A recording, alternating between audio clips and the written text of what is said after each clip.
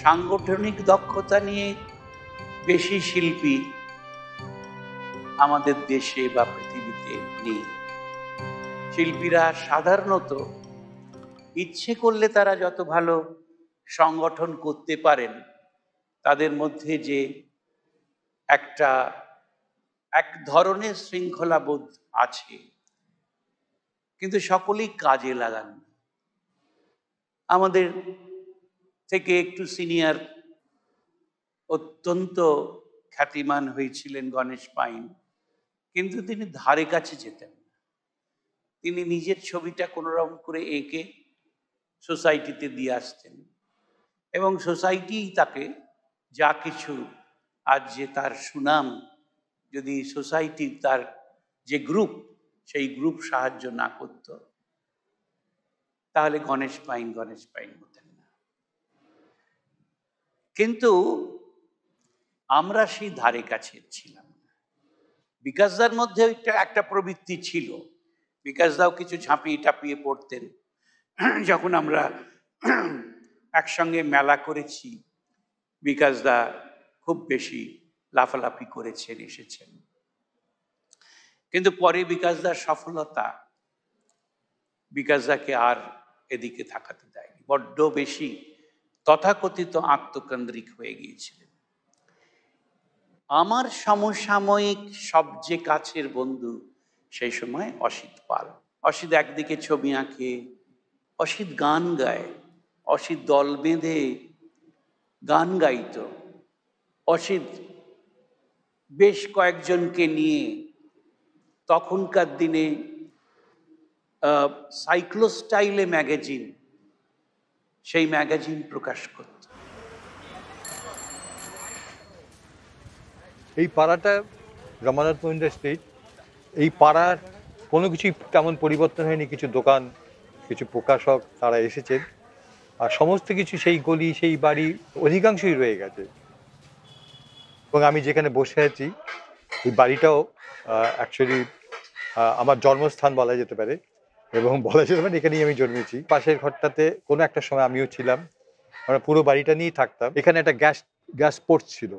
এই গ্যাস পোস্টের দিকটা আমরা দেখতাম, এবং এখানে বিক্রি করা হতো সেই কুলফি। রাত্রিবেলায় কুলফি করতাম, আমরা খেতাম সন্ধ্যেবেলা। এই যে পরিবেশটা, এই পরিবেশটা আমাকে ভীষণভাবে আকর্ষণ করেছিল উত্তর কলকাতার সেই প্রাণ।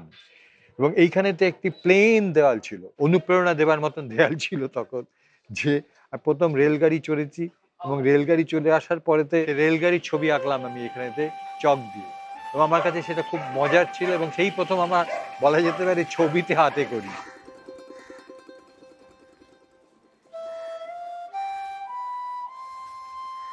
পুরনো কলকাতা নিয়ে আমার যে আকর্ষণ গড়ে উঠেছে কিন্তু ছোটবেলা থেকে এখান থেকেই। এবং যখনই আমি এখানে আসি আমি কিন্তু হারিয়ে যাই।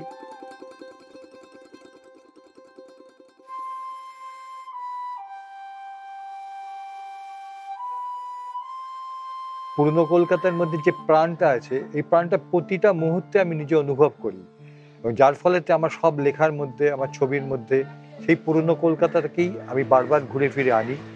এবং সবচেয়ে বড় ব্যাপার হলো যে আমার উডকাট নিয়ে যে আমার গবেষণা, বা উডকাট নিয়ে আমি যাবতীয় যা কিছু কাজ করেছি, এইখান থেকে বলা যেতে পারে আমার ভাবনাগুলো কিন্তু পরবর্তীকালে বারবার ঘুরে ফিরে এসেছে।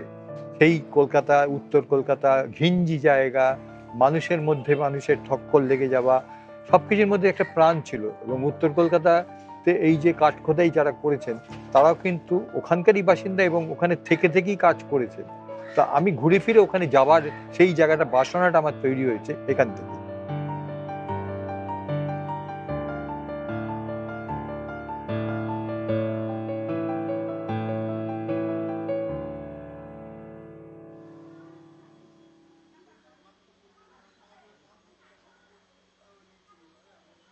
রমানাথ মহিন্দ্রা স্ট্রিটের পরে এই শ্রীগোপাল মল্লিক লেনেতে আমি আসলাম, এবং আমরা সবাই এলাম।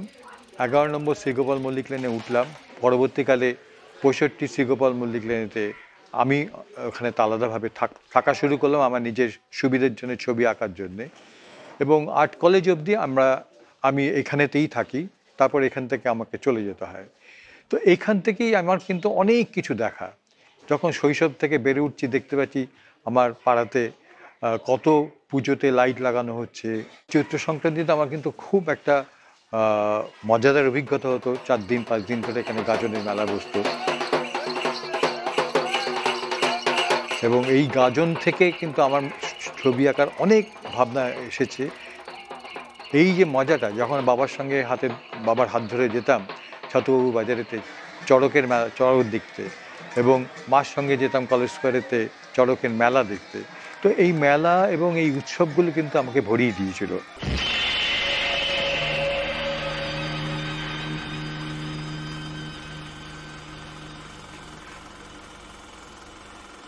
ভয়ের কিছু নেই, বহুরূপী, পয়সার জন্য করে।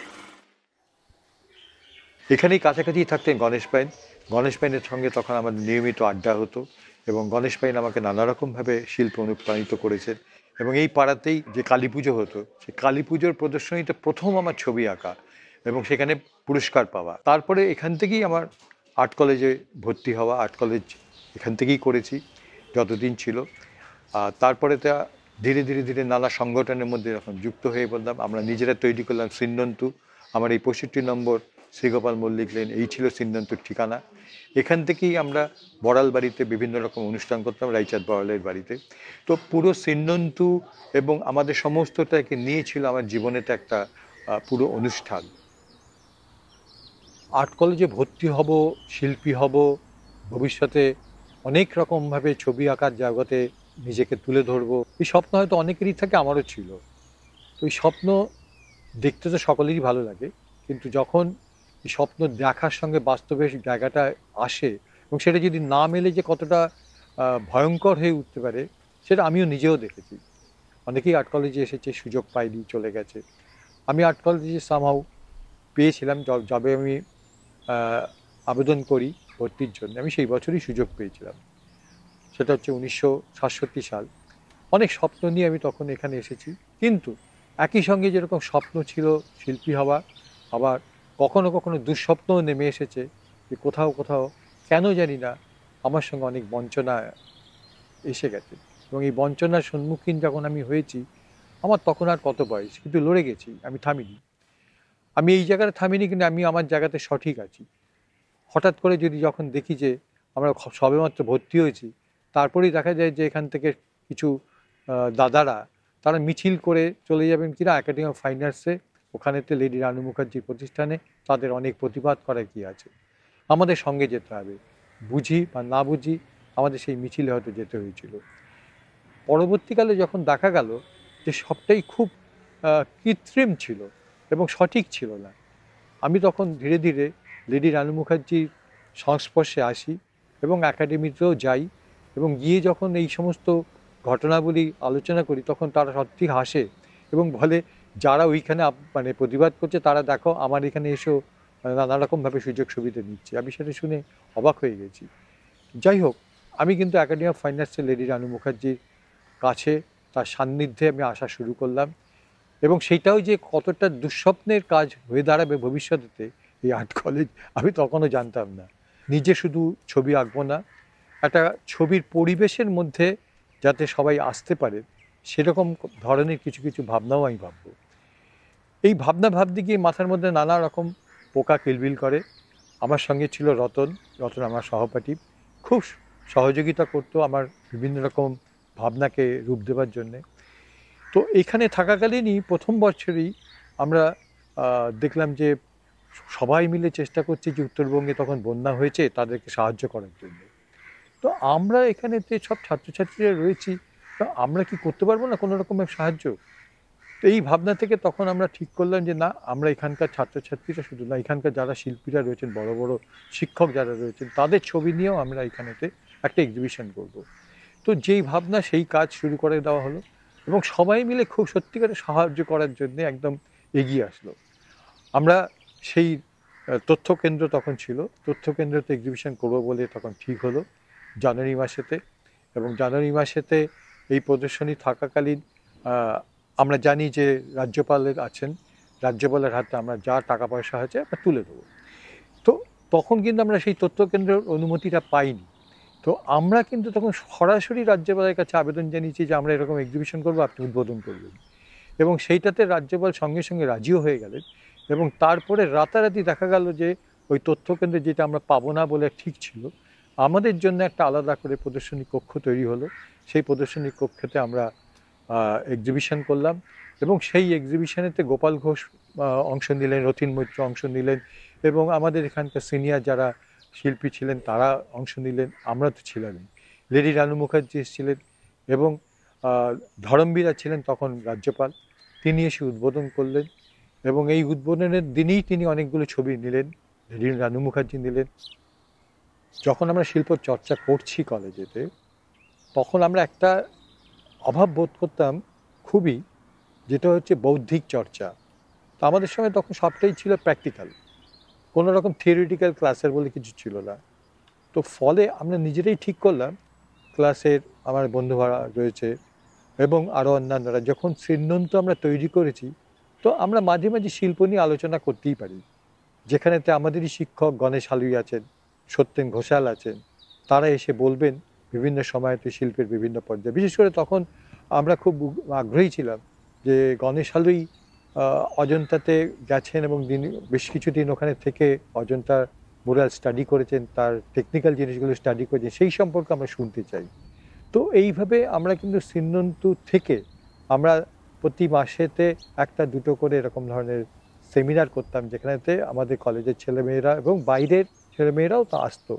খুব উৎসাহী তারা হতে শুরু করলো যে খুব ভালো ভালো আমরা অনুষ্ঠান করলাম। এমনকি ওসি গাঙ্গুলি তিনি নিজে আমাদেরকে চিঠি পাঠিয়ে আগ্রহী হয়ে বলেন আমার বাড়িতেও একটা অনুষ্ঠান করো।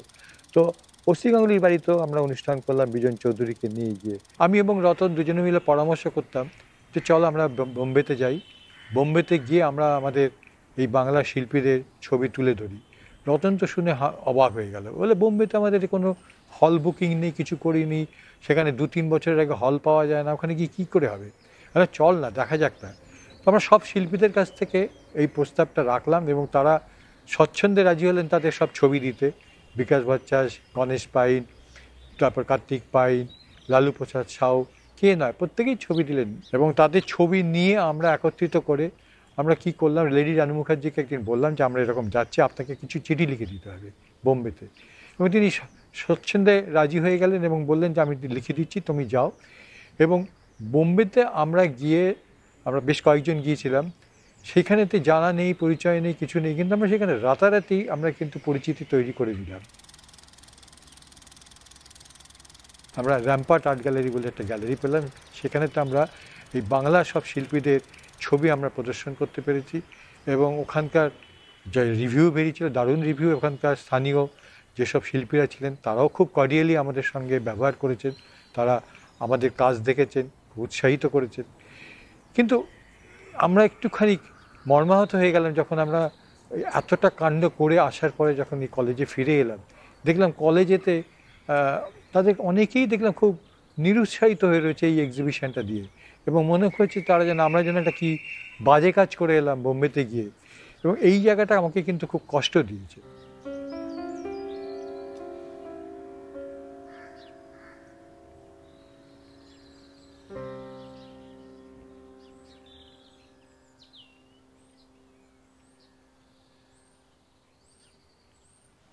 আমরা প্রমিতি বলে একটি পত্রিকা বের করবো বলে ঠিক করলাম।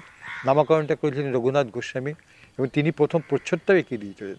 এইরকম ধরনের আমরা পত্রিকা বের করে যখন কলেজেতে নিয়ে এসেছি প্রচার বিক্রি করার জন্য, সবাই যাতে এটা পায়, হঠাৎ করেই দেখা গেল কর্তৃপক্ষের থেকে নির্দেশ এসে গেলে এটা বিক্রি করা যাবে না। কেননা ওর ভেতরে রতন ব্যানার্জির একটা ছবি ছিল, স্কেচ ছিল, সেটা নাকি অশ্লীল। আমরা অবাক হয়ে গেলাম, ওই ছবি অশ্লীল হয় কী করে? তো আমরা তখন ঠিক করলাম যে না, পত্রিকা যদি আমরা ভেতরে না বিক্রি করতে পারি, আমরা দরজায় দাঁড়িয়ে বিক্রি করবো। এবং সত্যি সাথে আমরা দরজায় দাঁড়িয়ে ওই প্রমিতি বিক্রি করলাম, মুহূর্তের মধ্যে পত্রিকা সব শেষ হয়ে গেল এবং প্রতিটা সংখ্যাই ছিল প্রত্যেকের কাছে আকর্ষণীয় এবং তারা আমাদেরকে রীতিমতো জিজ্ঞেস করছে কবে পত্রিকা বেরোবে।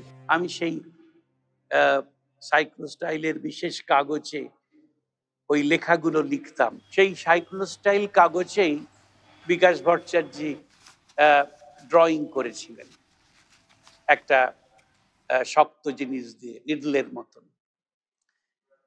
তা এই যে নানান প্রচেষ্টা, আর সত্যি কথা বলতে ওর সঙ্গে থেকে থেকেই কিন্তু আমার এই সংগঠন করার প্রবৃত্তি। কলেজে থাকাকালীন আমরা কিন্তু শুধুমাত্র নিজেদের তৈরি করব বলে কিন্তু ভাবিনি। আমরা এই যে পত্রিকা করা, মুক্ত মেলাতে অংশ নেওয়া, এরকম একের পর এক কিন্তু আমরা ঘটনা ঘটিয়ে গেছি। এই আর্ট কলেজে থাকাকালীনই কিন্তু যখন আমরা শিল্পীদের সঙ্গে একত্রিত হয়েছি এবং শিল্পীরা যখন মিলে ঠিক করলেন যে সাধারণ মানুষের ক্রয় ক্ষমতার মধ্যে থাকতে পারে এরকম ধরনের কিছু যদি আমরা করতে পারি, একটা ফেয়ার, এক্সিবিশন নয়, ফেয়ার মানে মেলা, যেরকম মেলা হয়, যে মেলা খোলা মেলা থাকবে, সব শিল্পীরা তাদের নিজেদের কাজ নিয়ে তারা সেখানে দেখাবে, একদম খোলামেলা পরিবেশেতে শিল্পীরা নিজেরাই নিজেদের কাজ দেখাবে এবং সাধারণ মানুষ আসবে, অল্প টাকাতে তারা কিনতে যেতে পারে। ঠিক হয়ে গেল। এবং কর্পোরেশনের উল্টো দিকের মার্কেট স্কোয়ারেতে আমরা সবাই মিলে হৈ হৈ করে তখন আমরা সেই এক্সিবিশন মানে মেলাতে আমরা পার্টিসিপেট করলাম এবং আমরা সব খুদে তখন সব স্বেচ্ছাসেবক শিল্পীরা আমরা ওখানে গিয়েও সেই পোর্ট্রেট আঁকা আমরা চালু করলাম। আমি শুভপ্রসন্ন এবং রতন, আরও কেউ কেউ ছিল এবং সেই এক্সিবিশনটাতে আমাদের কিন্তু ভূমিকা দারুণ ছিল এবং সেটা 1968-69 সালের ঘটনা আমরা বলছি। এবং প্রথম সেখানে কলকাতাতে এই আর্ট ফেয়ার হয়। এই যে একটা মানে কনসাসনেস গড়ে ওঠা সাধারণ মানুষের মধ্যে, এই ছোট ছোট অ্যাক্টিভিটিগুলো কিন্তু আমরা আর্ট কলেজ থাকাকালীনই কিন্তু আমরা নিজেদের মধ্যে রপ্ত করেছি। আর অর্গানাইজার মানে চলা ফেরার মধ্যে সেই ভাবটা ছিল, আর লিডারের মতো সবসময় চলাফেরা করা এবং বেশ স্থিতধী, হ্যাঁ, সেইটার ওর সমস্তটা বেশ প্ল্যান করেও কাজ করতে পারে, সেটা আমরা দেখেছি। আমার এমনি জন্মলগ্ন কোনো আন্দোলনে নয় এবং আমার রাশিও বোধ আন্দোলনে ছিল না, কিন্তু হয়ে গেলাম। কলেজে ভর্তি হওয়ার পরে পরেই দেখলাম যে আমি জড়িয়ে পড়েছি। আমার ইচ্ছে অনিচ্ছের অনেক তোয়াক্কা না করে আমি চিন্তামণি করের ঘরেতে গিয়ে ঘেরাও করে ফেললাম ওনাকে এবং পরদিন আনন্দবাজারেতে ফ্রন্ট পেজে ছবি বেরিয়ে গেল এবং সেখানে তো আমার ছবি, আমি দাঁড়িয়ে আছি চিন্তামণি করের টেবিলকে ঘিরে এবং আরও অনেক স্টুডেন্টসরাও যেরকম ঘেরাও করেছিল, আমিও তার মধ্যে একজন আছি। অর্থাৎ প্রথম বছরেতে গিয়ে 2-1 দিনের মধ্যে এরকমভাবে ঘেরাও আন্দোলনের মধ্যে আমি নিজেকে জড়িয়ে ফেলবো আমি তখনও ভাবিনি। ঘরের গণ্ডির মধ্যে ধরে রাখা যায় না, যারা তথাকথিত পারিবারিক বন্ধনে একেবারে বাঁধা নয়, তারা তো একটা কিছু করবে। এরপরে আবারও চরম একটা সময় বামপন্থী দলেতে চলে গেল। নকশাল আন্দোলন, আমাদের এখানকার ছেলেরা আস্তে আস্তে আস্তে আস্তে জড়িয়ে পড়েছে, বাইরে থেকে আরও অনেকে আসছে, রামকান্ত মিস্ত্রি লেনের থেকে এবং আমার এই বাড়ির এই গলি চত্বর সমস্ত জায়গা থেকে অনেক ছেলেরা তারা কিন্তু যুক্ত হয়ে পড়েছে এবং খুব অবলীলাক্রমে তখন দিনের পর দিন আমি লক্ষ্য করলাম যে তারা অ্যাকশানে জড়িয়ে আছে এবং আমার সঙ্গে বন্ধুত্ব তাদের কিন্তু কোথাও খামতি হয়নি। যতই তারা অ্যাকশান করুক, যতই তারা রুদ্রমূর্তি বাইরে থাকুক, আমার সঙ্গে তাদের বন্ধুত্ব ছিল, খুব সুন্দর বন্ধুত্ব ছিল। এই বন্ধুত্ব ধীরে ধীরে ধীরে ধীরে আমাকে এমন জায়গায় নিয়ে চলে যায়, তাদের সঙ্গে কিন্তু আমি ইনভলভ হয়ে পড়লাম। এমনই ইনভলভ হয়ে পড়লাম যে পুলিশ আমাকে নজরে বন্দি করে ফেলল। আমার বাড়িতেও পুলিশ আনাগোনা শুরু করলো, রাত্রিবেলা পুলিশের সেই বুটের আওয়াজ, চারিদিক ঘিরে রাখা। তো এই দিনের পর দিন এই ধরনের একটা ভয়ানক পরিবেশের মধ্যে আমরা তৈরি হলাম। বাড়ি থেকে তখন প্রচণ্ড রকমভাবে তারা শঙ্কিত হয়ে পড়লেন। তারা আমাকে আগরতলাতে পাঠিয়ে দেবে তারা ঠিক করলেন এবং সেখানেতে আমার পিসিমা থাকেন, ছোটো পিসিমা, এবং ছোটো পিসিমার কাছে আমি গেলাম এবং ওই আগরতলাতে গিয়ে আমার কিন্তু একটা অন্যরকম চোখ আবার গড়ে উঠলো। কারণ সেই সময় তখন কলেজে তো একটা লম্বা স্ট্রাইক চলছিল। কলেজে স্ট্রাইক চলাকালীন আমি তখন কি করব? একদিকে কলেজে স্ট্রাইক চলছে, একদিকে পুলিশের নজরদারি। আমাকে তখন বাধ্য হয়ে আমার আগরতলাতে গিয়ে সেই জিরানিয়া বলে একটি গ্রামের মধ্যে গিয়ে আমি তখন আশ্রয় নিলাম।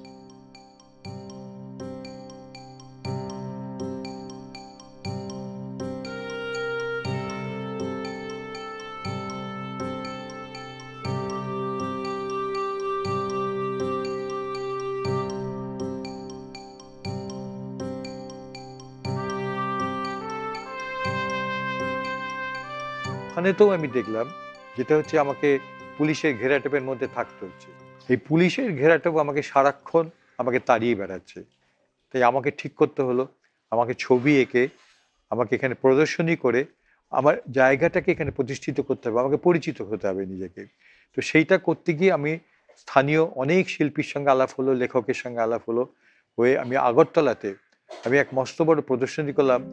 সেটা ছিল যৌথ প্রদর্শনী প্রশান্ত সেনগুপ্তের সঙ্গে, এবং সেই প্রদর্শনীতে আমি ওখানকার মুখ্যমন্ত্রী শচীন্দ্রনাথ সিংহকে আমন্ত্রণ জানিয়েছিলাম এবং তিনি এসে উদ্বোধন করেছিলেন।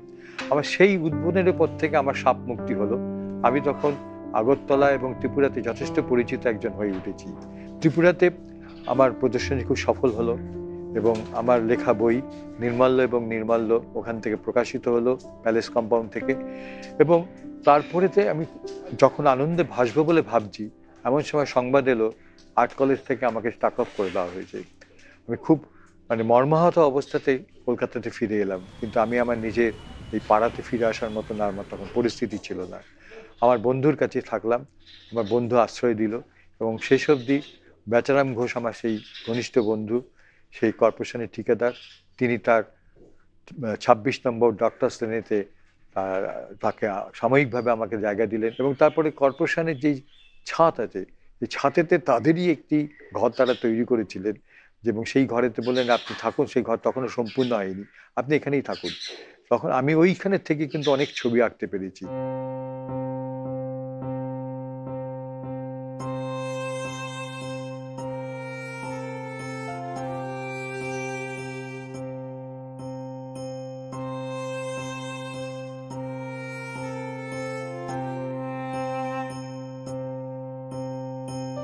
আমি একটা ভাবনা ভাবছিলাম তখন যে আমি কলকাতাতে কিছু করতে যদি চাই আমাকে করতে হবেই, যেভাবেই হোক আমাকে করতে হবে।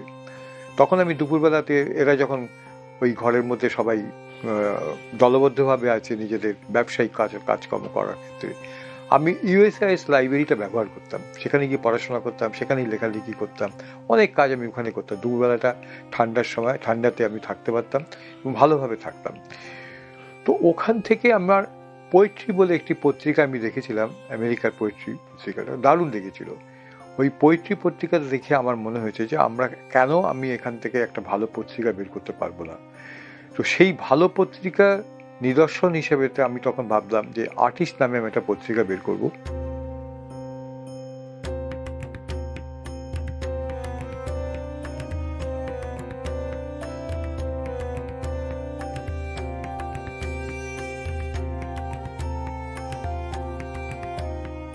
মুখার্জি বললেন যে দারুণ হয়েছে, যিনি আমাকে টাকাটা দেবেন বলে স্পন্সর করলেন তার কোথাও নাম নেই, কিচ্ছু নেই, বিজ্ঞাপনের বিনিময়ে কিছু চাননি।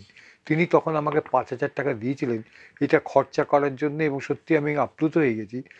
এর ফলে এটা যে মুহূর্তে আমি বের করেছি, এবং সব জায়গা থেকে এখানে 10টা উডকাট আমার ছবি ছিল, এই 10টা উডকাট আমি সরাসরি এখানেতে মেশিনে চাপিয়ে ছেপেছিলাম, এবং রত্নেশ্বর হাজরার কবিতা ছিল 10টি এবং আমার উডকাট। এই নিয়ে যখন আমি এটা বের করেছি তখন চতুর্দিক থেকেই এটা কিন্তু আমি খুব ভালোভাবেই প্রশংসা পেয়েছিলাম, তারা সকলেই খুব সাদরে গ্রহণ করেছিলেন। এবং তখন বাটাতে দিলীপ কুমার গুপ্ত ছিলেন, এবং দিলীপ কুমার গুপ্ত তিনি আমরা জানি খুব রাজবাড়ি বলে মানুষ, এবং সিগনেট প্রেসের একটা বিরাট রকমভাবে ওনার অবদান আছে, এবং প্রিন্টিং প্রেসেরই অবদান আছে। তো সেই দিকে আমাকে ডেকে বললেন যে তোমার এই আর্টিস্ট তো দারুণ হয়েছে, তো খুব ভালো। তো আমি বললাম এর পরের সংখ্যা থেকে আপনি বিজ্ঞাপন দেবেন? উনি এক কথায় রাজি হয়ে গেলেন, এবং আমি পেতামও বাটার বিজ্ঞাপন। পূর্ণেন্দুপত্রী দেখলেন, দেখে খুব প্রশংসাও করলেন, এবং বললেন যে না তুমি খুব ভালো কাজ করেছো, সরাসরি ট্রেডল মেশিনেতে উডকাটকে তুলে দিয়ে এভাবে কাজটা করা হয়েছে, এবং ছাপাটাও খুব ভালো হয়েছে। তার কিছুদিনের মধ্যেই পূর্ণেন্দুবাবু আমাকে পূর্ণেন্দুদা বলতাম, আমাকে তখন বললেন ঠিক আছে তুমি একটা কাজ করো, তুমি কি আমাদের এখানে কাজ করতে চাও? তখন উনি আনন্দবাজারেতে কাজ করছেন একাই, এবং বাংলা নামে দেশ একটা বই বেরোবে, এবং সেই বইটাতে কাজ হবে, এবং প্রথম অফসেটেতে তারা ছাপবেন, এবং তার জন্য কিছু শিল্পী হয়তো নেবেন, কিন্তু আমাকেই উনি বেছে নিলেন এই কাজটা সহযোগিতা করার জন্যে। তো সেই আমার আনন্দবাজারে ঢোকা। তো যাই হোক, সেই আনন্দবাজারে ঢোকা, এবং তারপরে তো ওই আর্ট ডিপার্টমেন্টকে আমরা গড়ে তুলি পরবর্তীকালে, আমি এবং পূর্ণেন্দুদা।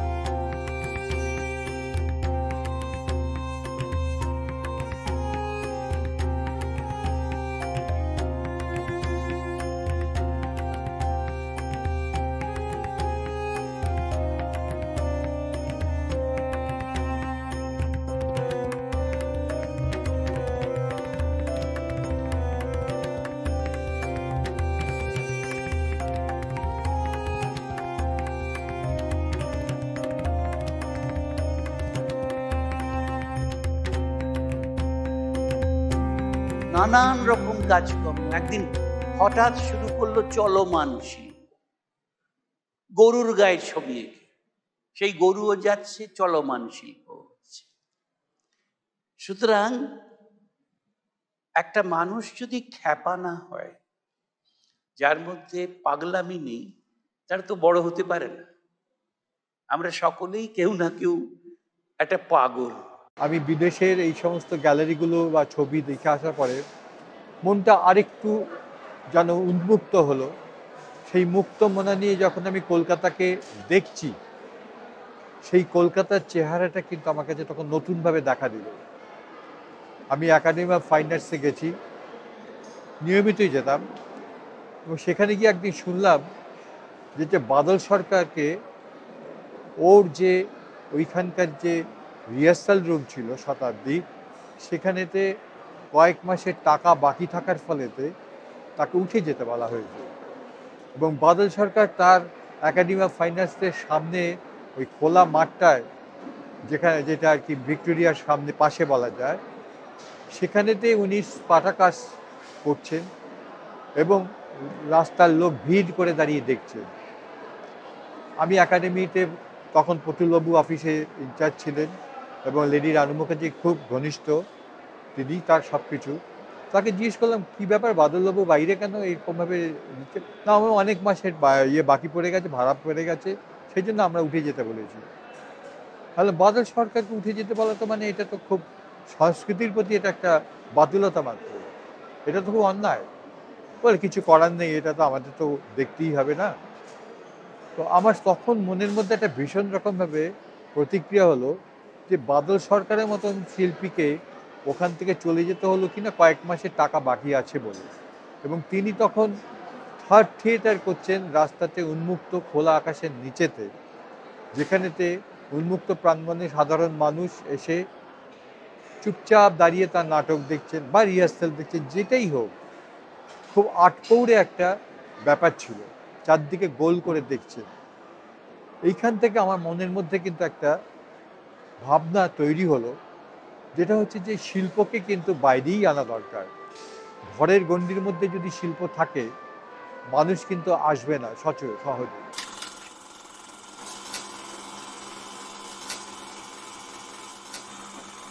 এবার থেকে আপনার বাড়ি রঙিন হয়ে উঠবে, আপনার দেওয়াল ছবিতে ভরে যাবে, গাড়ি ঘোড়া সমস্ত ছবিতে ভরে যাবে, মানুষের গায়ে ছবি উঠবে, জামা কাপড়ের ছবি হবে, এমনকি যে গরু, তার গায়ে তো আমরা ছবি আঁকতে পারি, হয়তো গরু খুব আনন্দ হবে। গাড়িতে যদি আমরা ছবি এঁকে দিতে পারি, সেই গাড়ি চতুর্দিকে ঘুরে বেড়াবে। ছবি ঘুরে বেড়াচ্ছে, ছবিকে আমরা সেইভাবে বাইরে রাখছি, ছবি হয়ে যাবে চতুর্দিকে আপনার চারপাশে। আপনি তো আর চারপাশ দিয়ে ঘুরে দেখতে পারেন, বা ছবিও আপনার চারপাশে ঘুরতে পারেন। এই যে ভাবনাটা দিয়ে আমরা ইশতেহার প্রকাশ করলাম, এবং যারা রং বিক্রেতা তাদের কাছে বললাম, আপনি কিছুটা আমাদের রং দিন, এই রঙের সাহায্যে আমরা কাজ করতে পারবো। এবং রঙের যারা ব্যবসাদার ছিলেন তারা এগিয়ে এসেছিলেন, আমাদেরকে রং দিয়েছিলেন। 4 জানুয়ারি 1975 সালের রাত্রিবেলা আমরা শুরু করলাম। আমাদের সঙ্গে বেশ কিছু কবিও রয়েছে, গল্পকার রয়েছে, ধূর্যটি চন্দ্র, সমরেন্দ্র দাস, পার্থপ্রতিম গাঙ্গুলি, এরা সবাই রয়েছে, কল্লোল মজুমদার তো আছেই। তো আমরা শুরু করে দিলাম সেই রাত্রিবেলা ছবি আঁকা, এবং সেই রাত থেকে ভোর অবধি আমরা ওখানে ছবি এঁকে গেছি ওই দেয়ালের মধ্যে। এবং মাঝরাতেতে আমরা দেখেছি কোনো এক মাতাল ওই আশুতোষ কলেজের ওখান দিয়ে যেতে যেতে চিৎকার দিয়ে বলে উঠছে, কি হচ্ছে এই সমস্ত, রং দিয়ে কি ক্যান্সার সারবে, এ কি হয় কখনো? বলে আবার হেঁটে হেঁটে চলে গেল। আমি বললাম, হ্যাঁ, রং দিয়ে ক্যান্সার উপশম হবে, উপশম হতে পারে, আমরা রং দিতে পারি সেখানে।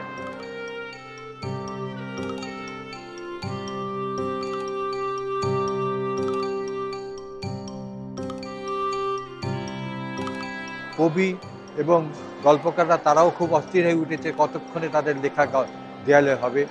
এবং আমরা সমস্ত লেখা দেয়ালে একের পর এক লিখলাম, বইতে উঠে উঠে দুর্যোধী চন্দ্র, সমরেন্দ্র দাস, কল্লোল মজুমদারের লেখা উঠল। বোর্ডে তখন আমাদের সমস্ত শরীর একদম নিথর হয়ে যেতে চলেছে। আমাদের তখন এমনই অবস্থা, প্রতি শনিবার দিন কাঁধেতে মই নিয়ে রাত্রিবেলা বেরোচ্ছি বিভিন্ন দেয়ালেতে ছবি আঁকতে, কবিতা লিখতে, গল্প লিখতে। সবাই সেখানে কিন্তু মানে আমাদের সঙ্গে অংশ নিচ্ছেন। যেমন সুনীল গঙ্গোপাধ্যায়ের লেখা দিচ্ছেন, পূর্ণেন্দুপতির লেখা দিচ্ছেন, শক্তি চট্টোপাধ্যায়ের লেখা দিচ্ছেন, দাউদ হায়দার লেখা দিচ্ছেন। তাদের ছোট ছোট লেখা আমরা কবিতার মধ্যে দিচ্ছি। এবং ওখান থেকে আমরা ন্যাশনাল মেডিকেল কলেজেও আমরা গিয়ে ছবি এঁকে এসেছি, দেয়ালেতে উঠে মাচা বেঁধে আমরা ছবি আঁকছি। অর্থাৎ একের পর এক কিন্তু চলমান শিল্প মানুষের মধ্যে কিন্তু একটা অন্যরকম প্রতিক্রিয়া তৈরি করতে শুরু করলো। আমরা তখন স্বপ্ন দেখছি যে যখন সব কিছুকে আমরা বাইরে বের করে নিয়ে এসেছি, তাহলে রাস্তার পাশে একটা গ্যালারি হোক, যেটা চারদিকে খোলা, চারদিক থেকে মানুষ আসবে, এসে দেখবে এবং ওখানেতে ছবি দেখবে, গান শুনবে, কবিতা পাঠ শুনবে। করুন, পাশ দিয়ে ট্রাম লাইন গেছে, ট্রামের ঘর ঘর আওয়াজ হবে, সেটাও হোক, কবিতাও হবে, গানও হবে। চৌরঙ্গিতে যেটা ওয়াইএমসিএ বাইবেল সোসাইটি, তার উল্টো দিকের যে গম্বুজটা আছে, আমরা শুরু করলাম কয়েক মাসের মধ্যেই। আমরা একটা ইশতেহারও দিলাম যে ওইখানেতে আমরা একটা গ্যালারি করতে চলেছি। নাম দেওয়া হলো গ্যালারি এ। এই গ্যালারি এতে আমরা যখন কাজ করছি তখন দেখছি সেই দেয়ালে নানা রকম পোস্টার, কলকাতাতে সমস্ত ধরনের বিজ্ঞাপন মেরে ওই পুরো দেয়ালটা একটা কেমন যেন হতচ্ছিরি হয়ে আছে। আমরা নিজেরাই সব ঝাড়টাট দিয়ে আমরা গ্যালারির সেই রূপটাকে সবসময় একটু পরিষ্কার পরিচ্ছন্ন করে অন্তত চেষ্টা করতাম আমরা ওখানেতে যে শিল্পের মতন করে আমরা ব্যবহার করব। আমার সেই বন্ধু বেচারাম ঘোষ, কলকাতার ঠিকাদার, কর্পোরেশনের ঠিকাদার, তারা আর কি পুরো গ্যালারিটাকে আবার রং করে দিলেন। আমি ওই গ্যালারির মাথায় উঠে ছবি আঁকলাম এবং তারপরে গ্যালারির রূপ গেল পাল্টে। আমরা কাদের এক্সিবিশন না করেছি, রামকিঙ্কর বেজের এক্সিবিশন করছি, পরিদর্শনের এক্সিবিশন করছি, সুনীল মাধব সেনের এক্সিবিশন করছি এবং এদের যে এক্সিবিশনের সঙ্গে সঙ্গে তরুণ শিল্পীদেরও এক্সিবিশন করছি। আর কলকাতাতে তখন পশ্চিমবঙ্গের যে সমস্ত শিল্পী বা কবিরা আসেন, তারা কিন্তু এই গ্যালারিতে আসবেনই আসবেন এবং কবিতা পাঠ তাদের এখানে করতেই হবে। এবং আমরা ওখানেতে এমন সুন্দরভাবে কবিতা পাঠ এবং গল্প পাঠের ব্যবস্থা করেছি। ৪ঠা জানুয়ারি যখন পরের বছর এসে গেল, সেখানে ভিড়, প্রচুর ভিড়, এবং আমরা সেই ভিড় সামাল দিতে পারছি না। ওখানেতে বসে গেল বাউল মেলা, ওখানেতে এসে গেল সেই বোলপুর থেকে সাঁওতালরা, তারা তাদের নাচ দেখাচ্ছে। ঠিক একই সঙ্গে কলকাতার থার্ড থিয়েটার কিছু কিছু তারা এসে নাটক দেখাচ্ছে খোলা মঞ্চেতে। এই যে সমস্ত ভাবনাটা এইরকম ভিড়ের মধ্যে দিয়ে গ্যালারি কিন্তু ক্রমশ পাল্টে গেল, গ্যালারি কিন্তু জমে উঠল। আমরা কিন্তু ইতিমধ্যে আমাদের চলমান শিল্পকে ভারতবর্ষের বিভিন্ন প্রান্তে ছড়িয়ে দিতে পেরেছি। আমরা আগরতলাতে গেছিলাম, সেখানে গিয়ে আমরা দেয়ালেতে ছবি এঁকেছিলাম এবং ওখানকার যারা সংস্কৃতিপ্রেমী মানুষ, শিল্পী এবং কবি, তারাও আমাদের সঙ্গে এসে যোগ দিয়েছিলেন এবং পশ্চিমবঙ্গের বিভিন্ন প্রান্তেতে তখন চলমান শিল্প ছড়িয়ে পড়েছে। চলতে চলতে আমাদের এই যে সমস্ত প্রচারটাও চলছে, এখনকার মতন সেই রকম ধরনের টিভি বা মিডিয়া ছিল না, কিন্তু আমাদের নিজস্ব যে ভাবনা ছিল, লোকের সঙ্গে যোগাযোগ ছিল, তাতে আমরা প্রচুর মানুষের কাছাকাছি যেতে পেরেছি।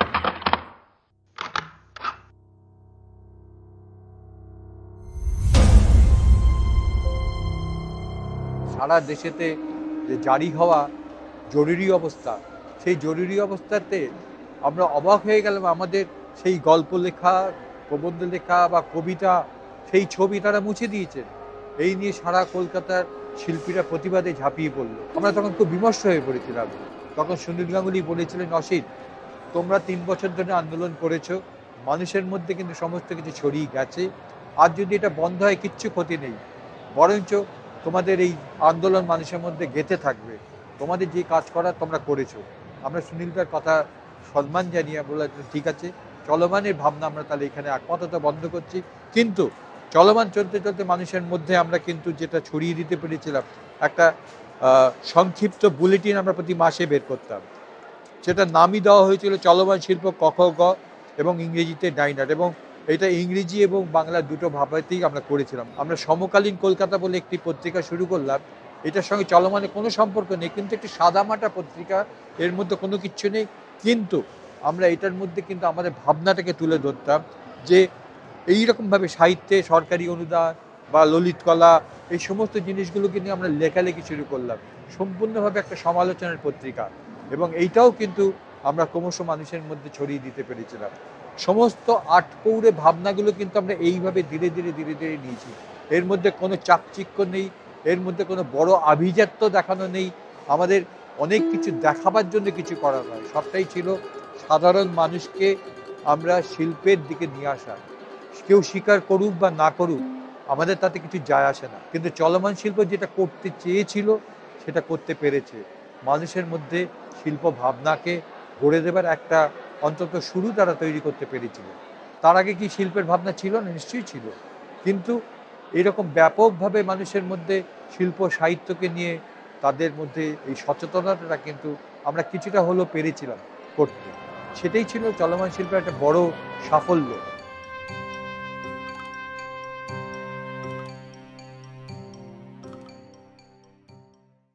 ওই সময় কমল ব্যানার্জি আমাকে যথেষ্ট সাহায্য করেছিলেন। করতে করতে একদিন উনিই আমাকে বললেন যে, অসিত, একজনের সঙ্গে আলাপ তোমাকে করিয়ে দেবো, তুমি যদি চাও বলো যে তোমরা তাহলে নিজেরা একটা ভালো ডিজাইন স্টুডিও করতে পারবে এবং সেই ক্ষেত্রে কিন্তু তোমার একটা ভালো রকমের আয়েরও ব্যবস্থা হবে। আমার তখন সেটা খুব জরুরি ছিল। তখন আমি নবীনের সঙ্গে আমাকে আলাপ করিয়ে দিলেন এই কমল Banerjee. called Graphic Group Design Studio. 6টা 7টা অবধি কাজ করে খেটে আনন্দবাজারে হেঁটে আসতো টু পার্ক স্ট্রিট। আমি পুরো দিন কাজ করে আমার theatre, audio visual, advertising agency সব ওইসব করে ওর সঙ্গে বসতাম। আর আমার কাজ ছিল টু গেট জবস, ব্রোশার হোক, ক্যাটালগ হোক। ওই বিল্ডিংয়ে একটা রেস্টুরেন্ট খুললো অভিনন্দন বলে, তার মেনু কার্ডস করছি, যা তা জানা ডিজাইন থেকে। And Asit use to B the design person. অনেকের ধারণা ছিল কমার্শিয়াল আর্ট, হ্যানা ত্যানা, এগুলো আর কোনো কিছু নয়, এগুলো মানে বাত্য নয়, যেগুলো ফাইন আর্টসের ক্ষেত্রে। পড়াশোনা করেছি ফাইন আর্টস নিয়ে, কিন্তু আমার লক্ষ্য ছিল ফাইন আর্টস এবং কমার্শিয়াল আর্টকে সংমিশ্রণ করে কিছু কাজ করা, যেটা আমি নবীনের ওখানে থাকাকালীন করতে পেরেছি। বেশ কিছু সুযোগ এসেছিল, সেটা আমি ব্যবহার করেছিলাম। ইট ওয়াজ নট জাস্ট কি আমি ডিজাইন করছি একটা ভয়েডের মধ্যে, না। He knew paper, he knew printing. In those days, technology was different. There were no computers. And a blog story করছি এটা ওটা। I remember একটা silk screen workshop British Council organize করেছিল, যেখানে he discovered কি silk screenেও আমি half tone তৈরি করতে পারি, which was very interesting. একটা পোস্টার তৈরি করেছিল। যখন আমি আর্টিস্ট করছি, যখন আমি নিজে উডকাটে সরাসরি মেশিনে ছাপছি, তখন আমার উডকাট নিয়ে চিতপুরের ওপরেতে কিন্তু গবেষণার কাজটা কিন্তু তখন থেকেই শুরু হয়ে গেছে। এবং আমি ঘুরে ঘুরে ঘুরে ঘুরে বিভিন্ন জায়গা থেকে সেই উডকাট সংগ্রহ করছি, পুরনো ছবি সংগ্রহ করছি, তথ্য সংগ্রহ করছি। এবং তখনই আমি PM বাগচির কাছে গিয়ে, তখন PM বাগচিদের ওখান থেকে অনেক পুরনো ব্লক, সেগুলো ধুলো ঘেটে ঘেটে ঘেটে ঘেটে আমি আবিষ্কার করছি, বের করছি। সেই পুরনো কাঠখোদাই যারা করতেন, তারা তো এখন আর কেউ অবশিষ্ট নেই। তাদের যারা বংশধর বা যারা এখন কাঠ কাটার সঙ্গে যুক্ত আছে, অক্ষর কাটছে বা অন্যরকম কিছু কাজ করছে, তাদের সঙ্গে যোগাযোগ করছি। তা আমার একটা ভেতরে ভেতরে সেই ভাবনা কাজ করছিল যে একটা বই বের করব, যেই বইটা অন্তত একটা প্রামাণ্য বই হবে আমাদের কলকাতার নিজস্ব শিল্পের। কালীঘাট পট নিয়ে আচার্য সাহেব বই বের করেছিলেন এবং সেটা সারা পৃথিবীতে সেটা কিন্তু স্বীকৃতি আদায় করেছিলেন। বইয়ের কোনো প্ল্যানস ছিল না আমাদের মাথায়। আমরা একটা Oshit was working on a long time with a book, Woodcut Prints of 19th Century Calcutta. নিজের খরচ করে আর্টওয়ার্ক তৈরি করছে, রিসার্চ করছে, ব্লকস, প্রিন্টস সব কিছু জোগাড় করে এরা ডামি তৈরি করেছিল। আর সে সময় I was busy organising dance festivals and things. So ওই সম্বন্ধে আমি আল-কাজি সাহেব, Ebrahim Alkazi, who was the director of the national school of drama, art heritage etcetera, সে সময় তিনি NSDকে ছেড়ে he was starting art heritage. So আমার দিল্লিতে দেখা হয়, অ্যান্ড কোনো কারণ I must have talked about Oshit's work, Woodcut Prints, and he got very excited. ও লিটারালি এক সপ্তাহ পরে এসে অসিত আর আমার সঙ্গে বসে ঠিক করলো কি এটা ও বই করবে। আর সে সময়, দিস ওয়াজ 1980, 25,000 টাকার একটা ফ্ল্যাট ফি দেবে etcetera, which was a lot of money. এটা ঠিক হলো। তারপরে আল-কাজি সাহেব গিয়ে বিজি হয়ে গেলেন নিজের ডোমেস্টিসিটিতে, আর কিছু হলো না। 2 বছর পরে যখন সমীকদার আমি সিগল বুক স্টার্ট করি, সে সময় এইটা মনে পড়লো কি ওই কমিটমেন্ট ছিল এখনও So the first book we ever did,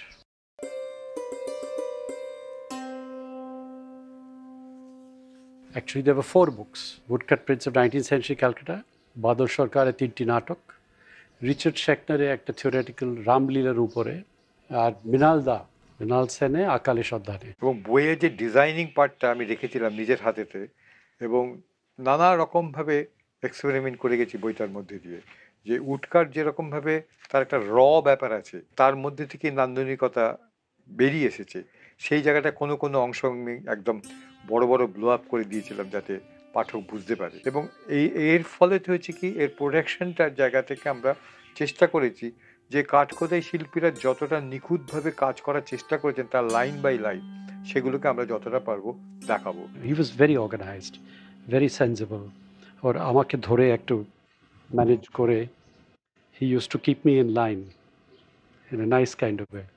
অসিতের একটা আন্ডারস্ট্যান্ডিং, একটা disciplined way, maybe it was his newspaper training, deadlines হতে পারে এরকম একটা।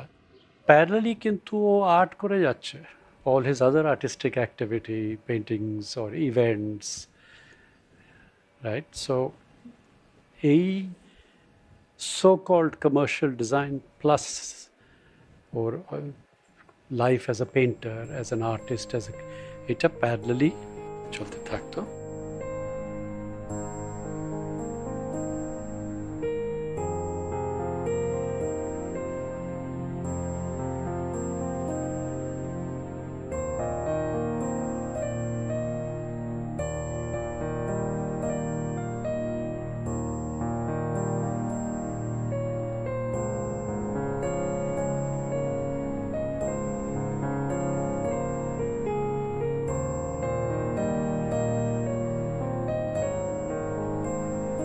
আমি ওই ধরা বাঁধা একটা ধারাকে নিয়ে যে সারা জীবন বসে থাকবো সেরকম ভাবনা কিন্তু আমার ছিল না, কখনই ছিল না। আমি ছবি আঁকছি এবং আমাকে নানা রকমভাবে নানা প্রতিকূলতার মধ্যে ছবি আঁকতে হচ্ছে, এবং আমাদের ছবির পরিবেশটা কলকাতা কেন খুব স্বাভাবিক ছিল না। অনেক প্রতিকূলতার মধ্যে বহু শিল্পীকেই কাজ করতে হচ্ছে, এখনও করতে হয়। তো আমি তার মধ্যেও নিজের কাজকে, নিজের ভালো লাগাকে কেন্দ্র করে ছবিগুলোকে আমি আঁকতাম। কবে কোথায় কে কিনবে না কিনবে কোনোদিনই আগেও করতাম না, ভাবতাম না, এখনো ভাবি না।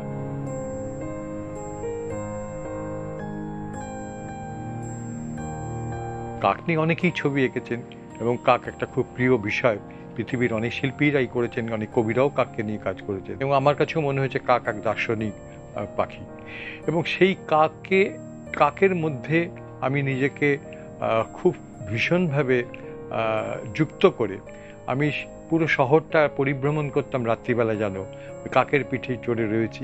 আরেকটা অদ্ভুত মৃত্যু, যেন তখন আমার মৃত্যু ভাবনা এবং মৃত্যুর পরেতে আমরা কোথায় কিভাবে থাকি না থাকি, এইসব ভাবনাগুলো ভেতরের মধ্যে ভীষণভাবে তখন আসতো। আসার অনেক কারণও ছিল, কারণ অনেক পারিবারিক বিপর্যয় ইতিমধ্যে আমার হয়ে গেছে। তো এই ভাবনাগুলো থেকে আমি কিন্তু কাকের একটা সিরিজ করলাম। এই সিরিজটা নানা রকমভাবেই এক্সপেরিমেন্টাল সিরিজ ছিল, আমার কিছু ফর্মে এক্সপেরিমেন্ট আমি করেছিলাম। সেই সাপ এবং পদ্ম থেকে বেরিয়ে এসে আমি তখন কিছু কিছু কাজ করছি এইরকম ধরনের।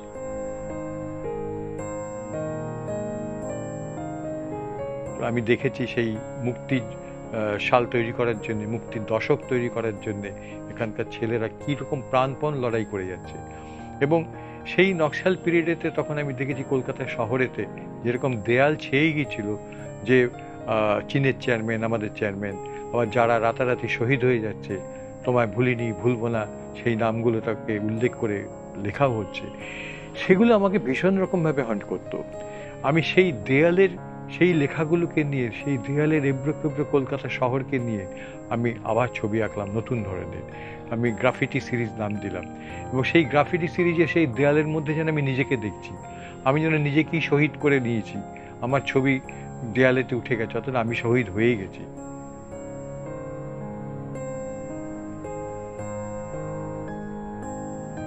2002 সালেতে আবার নতুন ধরনের কিছু কাজ করি কড়িকে নিয়ে। কড়ি এমন একটি বিষয়, যে বিষয়টা আমাদের এই ফরমেশনের জন্য শুধু নয়, কড়িকে খুব তার গুরুত্ব বাড়িয়ে দিয়েছে বহু বছর ধরে, বহু প্রাচীন অবস্থা থেকে কড়ি ছিল আমাদের আর্থিক বিনিময়ের একটি মাধ্যম। তো সেই কড়ির যে নিজস্ব ফর্ম আছে, তার যে গঠন আছে, এখন লোক হয়তো কড়িকে সেই মানে পুজোর সময় একমাত্র ব্যবহার বা বিবাহ ইত্যাদিতে ব্যবহার করা হয়। আমার কাছে এই কড়ির ফর্মটা আমার কাছে ভীষণ ইন্টারেস্টিং লেগেছিল। তো অনেক বড় বড় ছবি আমি করলাম কড়ির এনলার্জ ফর্মগুলোকে নিয়ে আর কি। কিছুটা অ্যাবস্ট্রাকশনের সাহায্য নিলাম এবং কড়ির যে রূপটা আছে সেই রূপকে আমি সেটা ধরে কাজ করলাম। তার কৃষ্ণ সাধনা এবং সেই কৃষ্ণ সাধনা করতে গিয়ে হরিনাম সংকীর্তন এবং হরির লুট রাস্তায় দিয়ে সবাইকে রাস্তা থেকে কুড়িয়ে খেতে হবে, আমার কাছে অসাধারণ লেগেছিল এই জায়গাটা। আমি শ্রী চৈতন্য নিয়ে তখন কিছুটা পড়াশোনা তখন সব শুরু করলাম। চৈতন্য নিজেকে শ্রী রাধার মতন করে ভাবতে শিখেছিলেন, যদি আমি কৃষ্ণকে পেতে হয় তাহলে শ্রী রাধার মতন আমাকে সেই প্রেম তৈরি করতে হবে। আমি সেই ভাবনা থেকে চৈতন্যের বেশ কিছু ছবি এঁকেছিলাম এবং চৈতন্যের উপরেতে আমি অনেকগুলো কাজ করলাম এবং সেই কাজ নিয়ে আমার প্রদর্শনীও হলো। এবং চৈতন্যকে আমি তখন চৈতন্যই বলতাম, শ্রী চৈতন্য বলতাম না। তার কারণ যে শ্রী মহিমার থেকে চৈতন্য আমাদের নিজেদের একজন মানুষ হিসেবেই আমি কিন্তু দেখতাম।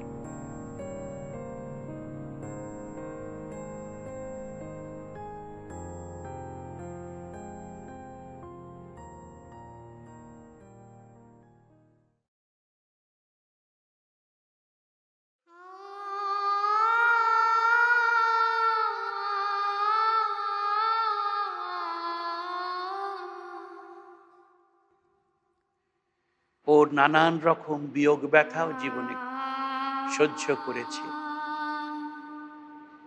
ওর প্রিয় কন্যার অকাল মৃত্যু আমাদের চোখে অনেকবার জল এনেছে।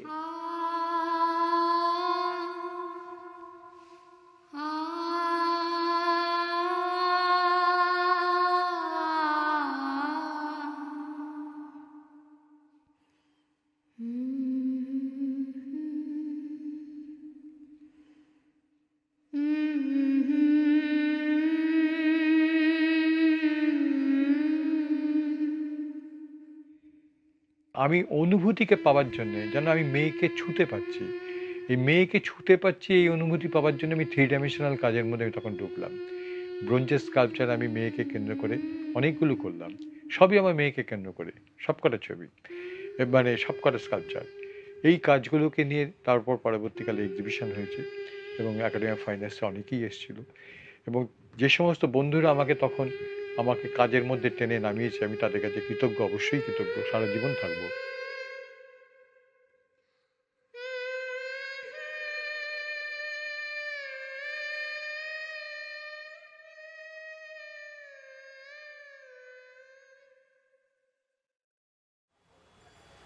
কলেজ স্ট্রিটে যেরকম শুধু বই আর বই, চতুর্দিকে বই, কত রকমের বই, পুরনো বই, কিন্তু চিতপুরেতে নানা ধরনের জিনিস পাওয়া যায়। সেই নানা ধরনের মেটাল থেকে শুরু করে উড ব্লক, দাঁড়িয়ে দাঁড়িয়ে দেখতাম কী করে কাঠের ব্লকগুলো কাটছে, ছোটোবেলা থেকেই দেখতাম। তো আর ছিল কি পঞ্জিকা আমাদের বাড়িতে আসতো, আর পঞ্জিকার বিজ্ঞাপন আমাকে ভীষণভাবে আকর্ষণ করতো। আর এই বিজ্ঞাপন দেখে আমি বহুবার ঠকেছি এবং সেই ঠকা জায়গাটাই কিন্তু বিজ্ঞাপনের ওদের মূল উদ্দেশ্য ছিল। এই 1912-13 সাল মানে 110 বছরের প্রায় পুরনো। এই 110 বছরের পুরনো নতুন পঞ্জিকা চিরকালই নতুনই থেকে গেছে। 200 বছর ধরে যেই সমস্ত পঞ্জিকা বেরিয়েছে তাও দেখা গেছে নতুন পঞ্জিকা, অমুকের নতুন পঞ্জিকা, তমুকের নতুন পঞ্জিকা। এর ছিল আলাদা একটা মজা। অর্থাৎ প্রতি বছরই নতুন পঞ্জিকা আমরা পেতাম, বিভিন্ন জনের ছাপা হলেও এই নতুন পঞ্জিকার ভেতরে ছবি, বিজ্ঞাপন প্রতি বছর কিছু কিছু ক্ষেত্রে একই থাকতো, আবার পাল্টেও যেত। ছবি তো খুব পাল্টাতো না, বিজ্ঞাপন হয়তো কিছু কিছু পাল্টাতো, তার ভাষা প্রায় একই থাকতো। কিন্তু পঞ্জিকার এই মজাটা কিন্তু কোনোদিন আমরা কিন্তু মানে ক্ষুণ্ণ হতে দেখিনি এবং এটা যেন প্রতি বছরই আমাদের কাছে একটা নতুন আমোদের একটা জায়গা। ধীরে ধীরে ধীরে ধীরে কাজ করতে করতে করতে 2018-তে আমার যখন বই বেরোলো আদি পঞ্জিকা দর্পণ, আমি সেই বইতে কিন্তু মূলত পঞ্জিকার ছবিকে নিয়েই লিখেছি আর বিজ্ঞাপন নিয়ে লিখেছি এবং ওইটা করতে গিয়ে আমি খুব আনন্দ পেয়েছিলাম। বইটা আমার কাজ করতে প্রায় 4 থেকে 5 বছর সময় লেগেছিল, কিন্তু তার প্রস্তুতি ছিল কিন্তু বহুদিন ধরে।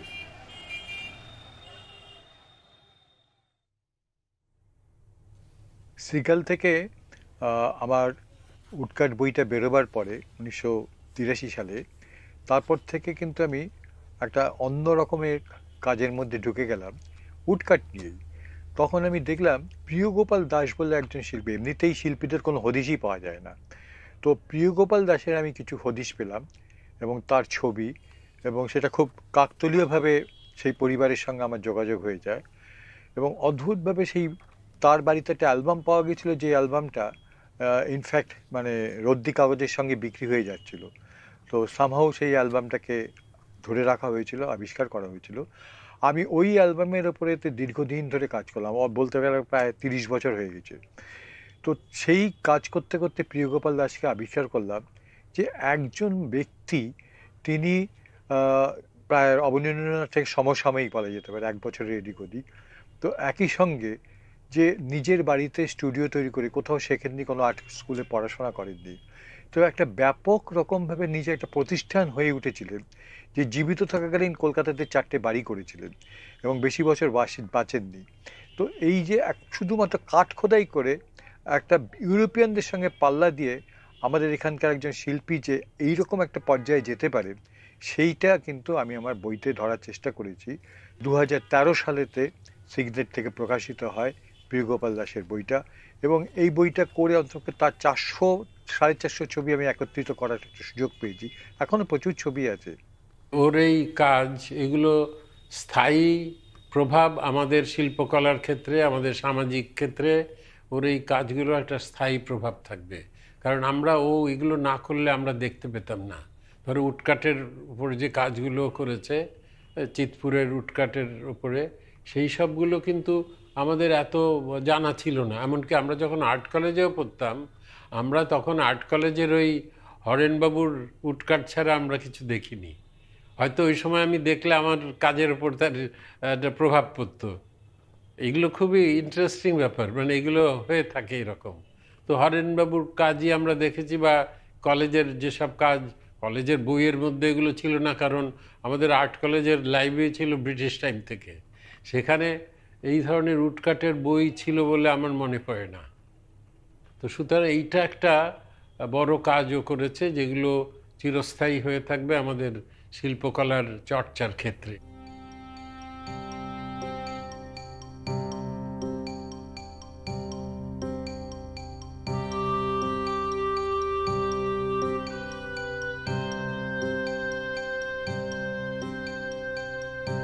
এটা আমার অনেক দিন থেকে মনের মধ্যে ঘুরছিল, যে চিতপুরে যে সমস্ত শিল্পীদের নিয়ে আমি এতদিন ধরে কাজ করেছি, সেই সমস্ত অবহেলিত শিল্পীরা যে সমস্ত কাজ করে গেছেন এত বছর ধরে, তাদের কাজকে নিয়ে একটা নতুন ভাবনায় আমি ক্যানভাসে আনতে পারি। এবং 19 শতকে যে সমস্ত কাঠখোদাই শিল্পীরা কাজ করে গেছেন, সে ডিসপ্লে প্রিন্ট হোক, বইয়ের ইলাস্ট্রেশন হোক, বা পঞ্জিকার ছবি হোক, সেখান থেকে আমি বেশ কিছু ছবিকে বেছে নিয়েছি আমার এই নতুন ধরনের ছবি ক্যানভাসে যেগুলো আমরা করেছি।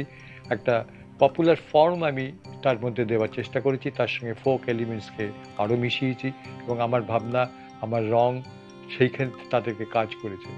এবং এই জায়গা থেকে কিন্তু আমি শুধুমাত্র তাদের উৎসর্গ করছি না, তাদেরকে স্মরণে রাখতে চাই, যদি আমার ছবির মাধ্যম দিয়ে কিছুটা হলেও তাদের আমি সম্মান জানাতে পারি। এটাই ছিল আমার মূল লক্ষ্য। সেই জন্য আমার শেষের দিকে সব ছবি কিন্তু তাদেরকে কেন্দ্র করেই আমার সব তৈরি হয়েছে।